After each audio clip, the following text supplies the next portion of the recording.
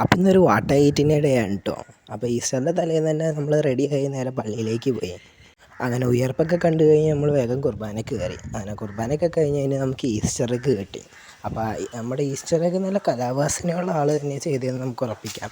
അങ്ങനെ Easter egg ആയിരുന്നു എൻ്റെ ആദ്യത്തെ ഫുഡ് അന്നത്തെ. അങ്ങനെ ഈസ്റ്റർ എഗ്ഗൊക്കെ വേഗം അകത്താക്കി കഴിഞ്ഞിട്ട് നമ്മൾ ഒരു 3 മണിയായപ്പോഴത്തേക്ക് കിടന്നുറങ്ങി. അത് കഴിഞ്ഞ് രാവിലെ ഫുഡ് കഴിക്കുന്ന സമയമായപ്പോഴാണ് എഴുന്നേറ്റത്. അപ്പോൾ നമ്മുടെ ഇന്നത്തെ ബ്രേക്ക്ഫാസ്റ്റ് നമ്മുടെ നാടൻ കോഴിയും ബ്രെഡും ആയിരുന്നു. അങ്ങനെ അതൊക്കെ വേഗം കഴിച്ച് കഴിഞ്ഞിട്ട് പിന്നെ നമ്മൾ കഴിക്കുന്നത് ഉച്ചക്കാണ്. എന്നുവെച്ചാൽ വയറ് ഫുള്ളായിരുന്നു. പിന്നെ ഉച്ചയ്ക്ക് ഇതൊക്കെയാണ് കഴിക്കാനുള്ളത്. കാണാൻ പറ്റില്ല, എനിക്കറിയാം, ഞാൻ പറഞ്ഞുതരാം. ബീഫ് കറി ഉണ്ടായിരുന്നു, ബീഫ് തോരനുണ്ടായിരുന്നു, മോര് കറി ഉണ്ടായിരുന്നു, ചിക്കൻ ഉണ്ടായിരുന്നു, പിന്നെ ക്യാരറ്റും കുക്കുംബറും അരിഞ്ഞിട്ടത്, പിന്നെ മാങ്ങാച്ചാറ്. ഇത്രയായിരുന്നു നമുക്ക് കഴിക്കാനുണ്ടായിരുന്നു. അങ്ങനെ അതൊക്കെ വേഗം കഴിച്ച് കഴിഞ്ഞിട്ട് ഞാൻ പിന്നെ അടുത്തത് കഴിക്കുന്നത് വൈകുന്നേരം ഒരു 3:45 ആയപ്പോൾ ഒരു സോൻ പാപ്പടി കഴിച്ചു. അത് തന്നെ ചേച്ചി വൈകുന്നേരം ആയപ്പോഴത്തേക്കും പടക്കം കൊണ്ടുവന്നു. അങ്ങനെ കുറേ നേരം പടക്കം പൊട്ടിച്ചുകൊണ്ടിരുന്നു.